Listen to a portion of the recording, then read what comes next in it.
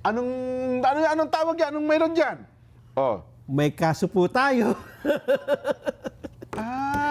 Bakit? Ay, nako po. Oo. Ito ho siguro ay hindi pa ninyo nababalitaan dahil baka hindi nyo pa nababasa. Ha? Oo. Kasi naglabasan ito, medyo late na rin eh. Ha?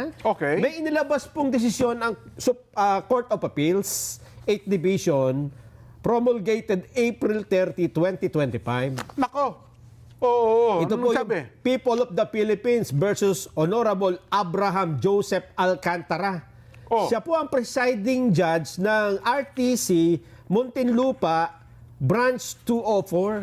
Okay. Oo. Kasama rin no sa... Yun ang mga humawak ng kaso ni dating DOJ Secretary Laila De Lima. Kasama rin sa respondent Laila De Lima at si Ronnie Dayan. Kilala niyo si Ronnie? Yes. Diba? Yung driver. Ronnie. Yes. Kilala namin yan. Ano bang kaso ito? Ang sabi ho ng Court of Appeals, kasi napawalang sala po si De Lima sa kasong ito yung may kaugnayan nito sa droga, Jen Yes. Oo. Ang sabi dito, nagkaroon ho ng grave abuse of discretion. Kasi inapila sa Court of Appeals yan, di ba? Oo. Okay. Sabi ng Court of Appeals, mukhang umabuso yung RTC.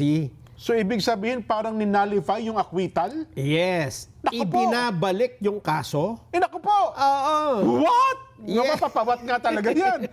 Oo. Pinaburan ho ang petition for certiorari na nang agfile po nito ay Office of the Solicitor General ha? Okay. Noong panahon ito sa ni dating Pangulong Duterte, ha? Oo. Noong, hindi pala, bago lang pala ito. Solicitor General Menardo Guevara, kasi si De Lima na-acquit 2023, pati si Ronnie Dayan. Yes, tama ka. Ayun. So nag-file ng yun naman yung procedure, 'di ba? Na kapag ka natalo ang gobyerno, nag-a-appeal siya. Yes, nag-a-appeal sa Court of Appeals. Tama ka. Nagdesisyon po itong judge ng Court of Appeals. Hanapin ko yung pangalan. May pirma siya rito sa bandang babae. Si Judge Judge ano yan? Nina Batan, Leuterio L. Batan, Associate Justice. Okay. Ang sabi niya dito, abuse of discretion si Judge Abraham Joseph Alcantara. Nako. Nang pawalang sala si De Lima at si Dayan nang dahil lamang sa recantation o yung pagbawi ng testimonya ng isa sa testigo. Yung nga pong si Rafael Ragos, yung na dating Bureau of Correction Chief. Sinabi niya na hindi daw totoo yung mga naunan niyang testimonya. Pero sabi ng Court of Appeals, hindi po pwedeng basta ganun lang. Dapat nilinaw doon, ipiniliwanag dapat ng judge kung alin sa pahayag ni Ragos ang binabawi. Nako. Hindi lang pwedeng lahatan, di ba? Oo. Nako. At ang epekto nito sa mga ebidensyang iniharap, halimbawa may ebidensyang ganito. Ito yung testimony mo. Dapat pagtatapat-tapatin mo yun. Nako po. Hindi pwedeng wholesale na binawi mo. Tapos, alin yung napawalang bisang mga ebidensya? Kasi hindi lang naman testimonya, may ebidensya pa eh. Di ang suma total niyan, baka maunsami pa yung kanya pagiging... Meron pa naman pagkakataon niya kasi Court of Appeals to. Tama. So si De Lima ay pwede pa namang mag-appeal sa Supreme Court na yan. Motion for reconsideration.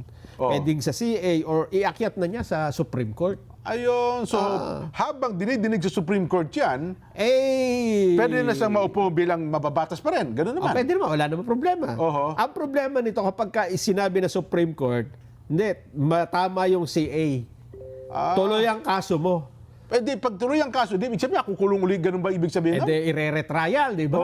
Pwede pa siyang ipa-arresto uli unless bigyan siya ng pagkakataong mag-file ng piyansa. Kaya lang, non-bailable ito. Non-bailable, drug siya, di ba? Baka, depende sa abogado niya kung kaya niyang... So kung siya ay dating senador na nanalo, tapos nakulong at doon nanungkulan, may possibility din na maulit ito. Nako, mauunsyami nga pag nagkataon yan, Nelson. Malaking problema ito. Mapapawat ka nga talaga. What? Kasi siyempre, hindi lang, Hindi lang basta-basta, paano pa yung ibang mga kaso, di ba? Para magpapaparty na yata ang grupo nila. Tapos ngayon, magkakaganyan pa ng bagong wrong timing naman yan, Nelson. Hindi lang yun, Jen. Oo. Ang eleksyon, May 12, di ba? Oo. Lumabas ito, promulgated April 30. Nako. So, ito ba ay itinago para hindi maka-apekto dun sa Mobile Legends? Ibig sabihin, nung 30 pa pala dinesisyon na niya? Promulgated April 30. Ewan ko lang kung gaano ka... Ano ba, nilabas yan after 5 days. Oo. May 5 meron na. Nako. May 12 pa naman yung election. Ibig sabihin, baka nga hindi ito inilabas. Baka maka-apekto sa Mobile Legend. Ito, ayun pala, Yan yung decision. Pinapakita natin yung decision. Nako. Yan ho ang isa sa sakit ng ulo ngayon ni Leila de Lima. Na kanina ay nag-yes na. Oo, doon sa impeachment court. Sabi niyo, hindi, asikasuhin ko. Wag niyo naman ako sa amin sa prosecution team. Asikasuhin ko na itong kaso ko. Di ba? Ito pa, habol ko pa ito, Nelson, ha? Sige. Meron tayong breaking news din pala. Na speaking ng mga kaorte, yung Angeles, Pampanga, RTC Branch 118 pala, nagpalabas na po ng arrest warrant laban po kay dating presidential spokesperson Attorney Harry Roque, Cassandra Ong, at sa 48 iba pa, na yung kaso, yung qualified human trafficking stemming from Lucky South 99 Scam Hub sa Porac, Pampanga. Nako, ipinaaresto na pala. Ang problema, nandun sa dahig. Kausap pa sa ICC. Talagang ano yan, di ba? Sinabi na natin, after na matunaw itong 19th Congress, wala nang warrant of arrest si Harry Roque. Ng Kamara. Wala na. Tunaw na. Ang problema ito, Angeles RTC ito nagpalabas. Kaya pinilit nilang magkaroon ng ganyan. Ayun. Para hindi pa rin siya makauwi. Hindi pa rin siya pauwiin. Nako po. Kaya lang problema, magagamit namang ebidensya ni Harry Roque yan. Nako, para siya ay mag-asylum. Asylum. Sasabihin niya, tingnan nyo, ayaw ko talagang anuhin, di ba? Pinalan pa ako ng kaso. Samantalang dapat yan, noong pa nila ipinalo. Anyway, ito naman, pampaganda. Ito, bago tayo mag-break. Para wala tayong binasang box. Kawawa naman. Hindi kasi ito, Ang dami nating topic. Good news lang sa mga magsasaka dyan sa may Porac, Pampanga. Anong meron dyan? Kasi turnover na yung mga solar-powered pump irrigation project sa barangay Candating Arayat, Pampanga, kayo ng umaga. Yun. At ito daw po'y tulong sa naturang solar-powered irrigation, about 30,000 pesos kada panahon ng anihan.